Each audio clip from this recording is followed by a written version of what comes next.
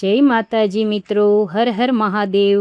સ્વાગત છે તમારું આપણી યુટ્યુબ ચેનલ આજના સત્સંગમાં। આજના વિડીયોમાં આપણે સાંભળવાના છીએ શ્રાવણ માસની શુક્લ એટલે કે સુદ પક્ષની પુત્રદા અથવા તો પવિત્રા એકાદશીની વ્રતકથા। વર્ષની 24 એકાદશીઓ હોય છે। જ્યારે પુરુષોત્તમ માસ આવે છે ત્યારે 2 એકાદશી વધી જાય છે, ત્યારે 26 એકાદશી થાય છે।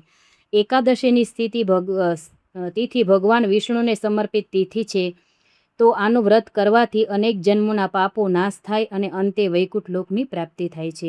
જો તમને મારો વિડીયો ગમે તો લાઇક કરજો, શેર કરજો અને સબસ્ક્રાઈબ કરી કોમેન્ટમાં જય વિષ્ણુ ભગવાન જરૂરથી લખજો। તો ચાલો હવે આપણે સાંભળીએ પુત્રદા એકાદશીની વ્રતકથા। ધર્મરાજ યુધિષ્ઠિર બોલ્યા કે હે ભગવાન, તમે હવે મને શ્રાવણ માસના શુક્લ પક્ષની એકાદશીની કથા સંભળાવો। આ એકાદશીનું નામ શું છે, તેની વિધિ કઈ છે તે કહો। શ્રી કૃષ્ણ ભગવાન બોલ્યા કે હે રાજન, તમે શાંતિપૂર્વક શ્રાવણ માસની શુક્લ પક્ષની એકાદશીની કથા સાંભળો। દ્વાપર યુગના પ્રારંભમાં મહિષ્મતી નામની નગરી હતી। તે નગરીમાં મહાજીત નામનો એક રાજા રાજ્ય કરતો હતો। તે પુત્રહીન હતો, તેથી તે સદૈવ દુઃખી રહેતો હતો। તેને રાજ્ય કષ્ટદાયક પ્રતીત થતું હતું। રાજાએ પુત્ર પ્રાપ્તિના ઘણા પ્રયત્ન કર્યા, પરંતુ તે નિષ્ફળ ગયા। હવે તે રાજા વૃદ્ધ થવા લાગ્યો, તો તેની ચિંતા પણ વધવા લાગી। એક દિવસ એ રાજાએ પ્રજાને સંબોધન કરતાં કહ્યું કે ન તો મેં પોતાના જીવનમાં પાપ કર્યું છે અને ન તો અન્યાયપૂર્વક પ્રજાથીનું ધન પણ એકત્ર કર્યું છે, ન તો ક્યારેય દેવતા અને બ્રાહ્મણોનું દાન છીનવ્યું છે। મેં પ્રજાને હંમેશા પુત્રની જેમ પાળી છે। મેં અપરાધીઓને દંડ દીધા છે। મેં ક્યારેય કોઈ જોડે રાગ દ્વેષ કર્યા નથી, બધાને સમાન માન્યા છે। આ રીતે ધર્મયુક્ત રાજ્ય કરવા છતાં હું આ સમયે મહાન દુઃખ ભોગવું છું, તેનું કયું કારણ છે? રાજા મહાજીત આ વાતને વિચારતા માટે મંત્રી આદિ સહિત વનમાં ગયા। ત્યાં વનમાં જઈને એમણે મોટા મોટા ઋષિમુનિઓના દર્શન કર્યા। એ સ્થાન પર એમણે વયોવૃદ્ધ અને ધર્મના જ્ઞાતા મહર્ષિ લોમસના દર્શન કર્યા। બધાએ મહર્ષિને પ્રણામ કરી એમના સન્મુખ બેસી ગયા। એમના દર્શનથી બધાને ખૂબ પ્રસન્નતા થઈ અને કહેવા લાગ્યા કે હે દેવ, અમારા અહોભાગ્ય છે કે અમને તમારા દર્શન થયા। લોમસ ઋષિ બોલ્યા કે હે મંત્રીગણ, તમારા લોકોના વિનય અને તમારા સદવ્યવહારથી હું અત્યંત પ્રસન્ન છું। તમે મને તમારું આવવાનું કારણ બતાવો। હું તમારા કાર્ય પોતાની શક્તિ અનુસાર અવશ્ય જ કરીશ, કારણ કે અમારું શરીર પરોપકાર માટે જ બન્યું છે।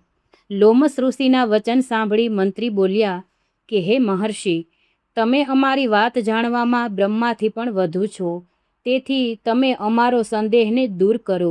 મહિષ્મતી નામની નગરીમાં મહાજીત નામનો ધર્માત્મા રાજા કરે છે। તે પ્રજાને પુત્રની જેમ પાળે છે, છતાં તે પુત્રહીન છે। તેનાથી તે અત્યંત દુઃખી રહે છે। અમે લોકો તે રાજાની પ્રજા છીએ। અમે લોકો તેમના દુઃખથી દુઃખી થઈએ છીએ, કારણ કે પ્રજાનું એક કર્તવ્ય છે કે રાજાના સુખમાં સુખ માને અને દુઃખમાં દુઃખ માને। એમના પુત્રહીન હોવાથી હજી સુધી કારણ પ્રતીત થયું નથી, તેથી અમે લોકો તમારી પાસે આવ્યા છીએ।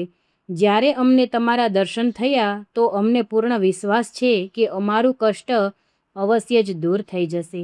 મહાન પુરુષોના દર્શન માત્રથી જ પ્રત્યેક કાર્યની સિદ્ધિ થાય છે। તેથી હવે તમે અમારા રાજાને પુત્ર થાય તેવો કોઈ ઉપાય બતાવો।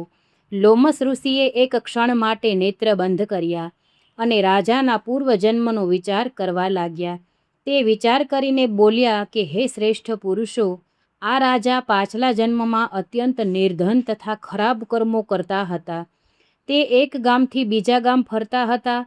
એક દિવસ જેઠ માસના શુક્લ પક્ષની એકાદશીના દિવસે 2 દિવસથી ભૂખ્યો હતો। બપોરના સમયે એક જળાશયમાં જળ પીવા ગયો। તે સ્થાન પર એ જ સમયે વિયાયેલી ગાય જળ પી રહી હતી। રાજાએ તરસી ગાયને ભગાડીને સ્વયં જળ પીવા લાગ્યો। તેથી રાજાને આ દુઃખ ભોગવવું પડે છે। એકાદશીના દિવસે ભૂખ્યા રહેવાથી એ રાજા તો થયો અને તરસી ગાયને હટાવવાથી પુત્ર વિયોગનું દુઃખ ભોગવવું પડે છે। તેથી બધા લોકો બોલ્યા કે હે મહર્ષિ, શાસ્ત્રોમાં એવું લખ્યું છે કે પુણ્યથી પાપ નષ્ટ થઈ જાય છે। તેથી કૃપા કરીને તમે રાજાના પૂર્વજન્મના પાપ નષ્ટ થવાનો ઉપાય બતાવો। કારણ કે એ પાપનો ક્ષય થવાથી પુત્રરત્નની ઉત્પત્તિ થશે.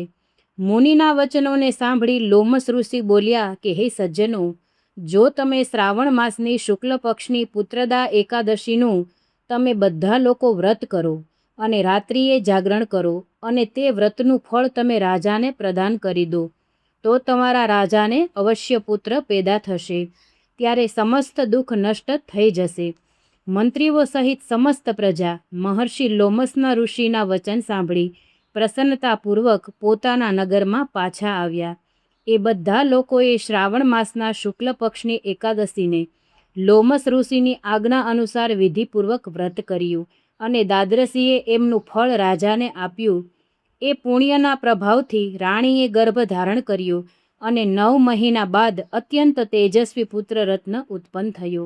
હે રાજન, તિથિ આ એકાદશીનું નામ પુત્રદા એકાદશી પડ્યું છે. જે મનુષ્ય પુત્રરત્ન પ્રાપ્ત કરવા ઈચ્છે છે તેને આ એકાદશીનું વિધિપૂર્વક વ્રત કરવું જોઈએ. આ વ્રતના પ્રભાવથી આલોક અને પરલોકમાં સ્વર્ગ મળે છે. તો મિત્રો, આપણે સાંભળી પવિત્રા અથવા તો પુત્રદા એકાદશીની વ્રત કથા, જેમાં તેનું મહત્ત્વ અને વાર્તા આપણે બંને સાંભળી અને આપને ખબર પડી કે આનું શું મહત્ત્વ છે. આજના દિવસે ભગવાન શ્રી વિષ્ણુને અથવા બાલ ગોપાલને આખા વર્ષની પૂજાનું ફળ પ્રાપ્ત કરવા માટે પવિત્રા એટલે કે 365 લાલ સૂતરના તાતણા અર્પણ કરવામાં આવે. તો જો તમે આખું વર્ષ પૂજન ન કર્યું હોય તો આજે આ પવિત્રા અર્પણ કરવાથી આખા વર્ષનું ફળ તમને પ્રાપ્ત થાય છે અને અનેક જન્મોના પાપ નાશ પામી પુણ્યની પ્રાપ્તિ થાય છે. અને કાલે છે પવિત્રા બારસ. તો આ દિવસે પણ આપણે ભગવાન શ્રી કૃષ્ણને 365 સૂતરના તાતણા અર્પણ કરવા જોઈએ. આવું મહત્ત્વ શાસ્ત્રોમાં દર્શાવવામાં આવ્યું છે, જે અગણિત પાપોને નાશ કરી અને કરોડો ગણું પુણ્ય પ્રાપ્ત કરાવે છે. જો તમને મારો વિડીયો ગમ્યો હોય તો લાઇક, શેર ને સબસ્ક્રાઈબ કરજો. કોમેન્ટમાં જય વિષ્ણુ ભગવાન, જય લડ્ડુ ગોપાલ જરૂરથી લખજો. જય માતાજી.